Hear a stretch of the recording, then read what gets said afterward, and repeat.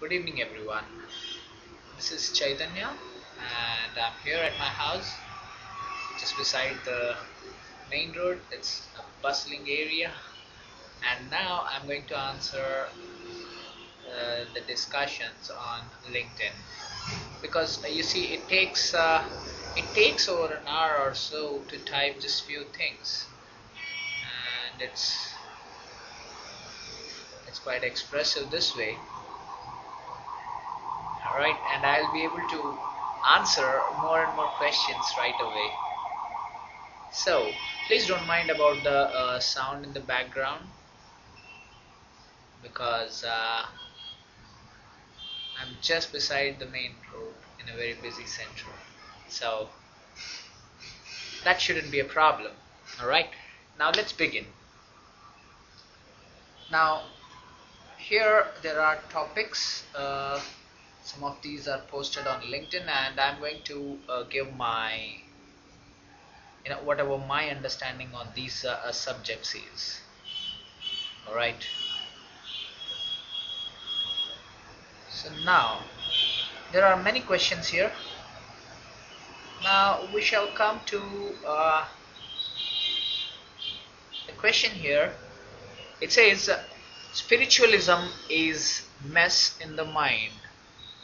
What are your thoughts on that? That's the question. Spiritualism is mess in the mind. First of all, we should understand that mind is an action. It's not a noun. The moment when the questioner says spiritualism is mess in the mind, it gives a picture as if there is a mind and there is something called spirituality which is causing trouble in the mind. Alright? Now, this particular idea that spiritualism is mess in the mind, the very question comes from minding. Please understand. If there are three parts, there is you, what you consider yourself as you, what is your idea about you, and then there is mind. Alright? Then there is mind where it's minding. For example, right now you just hear many noise, we have so many background noise here, and that's a minding. which looks disturbing, which disturbs many a times. Now that is minding. Then the third thing is life. These are three things. Please understand. You, mind, and life. These are three things. Now, the moment when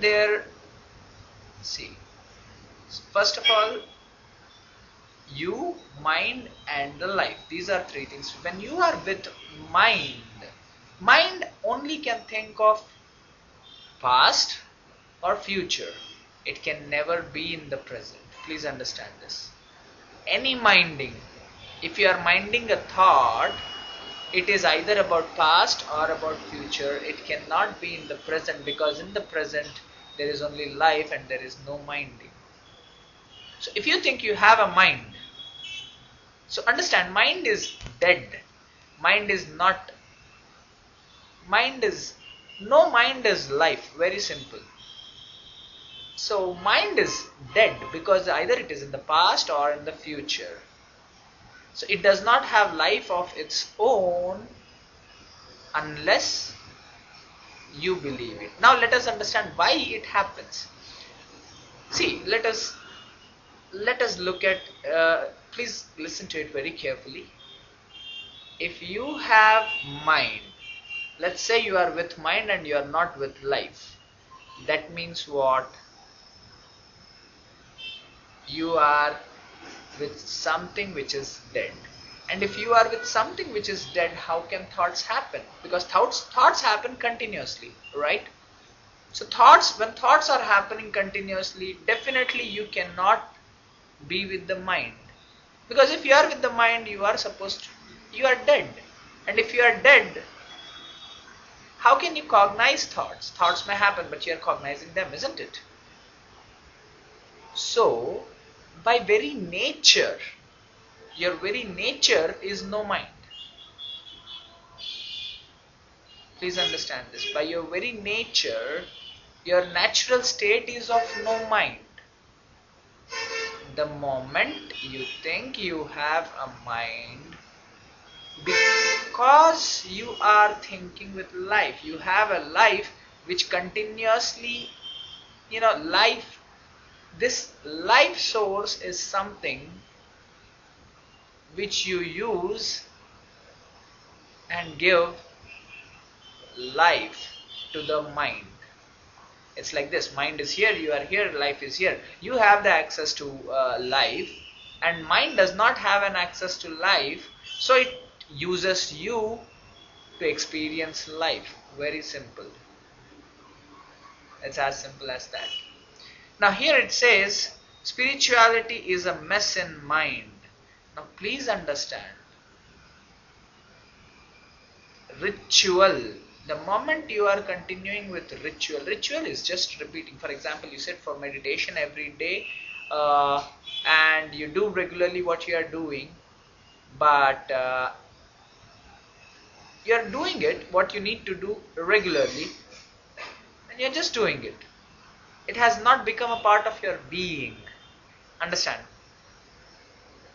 For example, if you sit in meditation, you will visualize something. Now you will try to go further. You'll try to go further. This is doing meditation. But for example, right now I'm talking and just the visualizations happen. The meditation is happening. This is the basic difference between the two. One, meditation, doing meditation, then the meditation is happening. These are two different things. Alright. Now the first one is a ritual where you need to do whatever you need to do is a ritual. Please understand this. Mind wants you to have a challenge. You cannot be challenged because you are life by very nature. First life exists, then an illusion called you comes, and then an illusion called mind comes. This illusion called mind tries to take over you and gain complete access to life, which unfortunately even it cannot. It is not in its nature, but it goes against the nature. That is what we call Satan, which is defined as Satan, or we call it Shaitan in Hindi. That's exactly what it is. It tries to gain control over you and then tries to have complete access to life, which is not in its very nature. So this is what happens. Alright, so now please understand, mind by its very nature is incompletion. The moment, and your very nature is no mind, you are complete by very nature. You are able to take birth from, you are able to take birth from the source and take birth as a human being, take a human body only out of completion. Without completion, that couldn't have, that. I know now you might think that because of the incompletions in this birth, you take the next birth, and if you are complete, what will be the need to take birth again? Please understand, when you take birth out of completion, you will be causing completion. And each birth is the reason death happens is to cause completion within.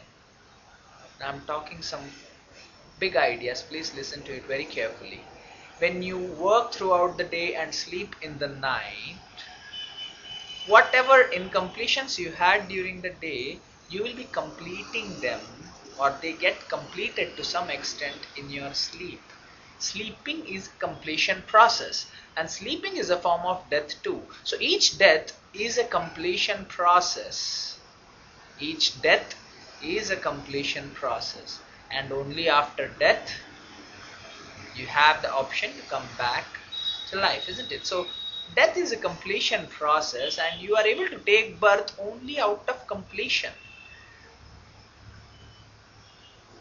So rituals happen when there is incompletion.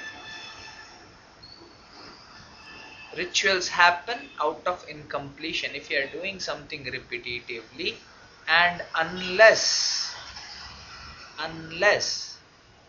it is done out of incompletion, it never becomes spiritual. I mean, see, if you are do if you are doing it, unless it is done out of incompletion,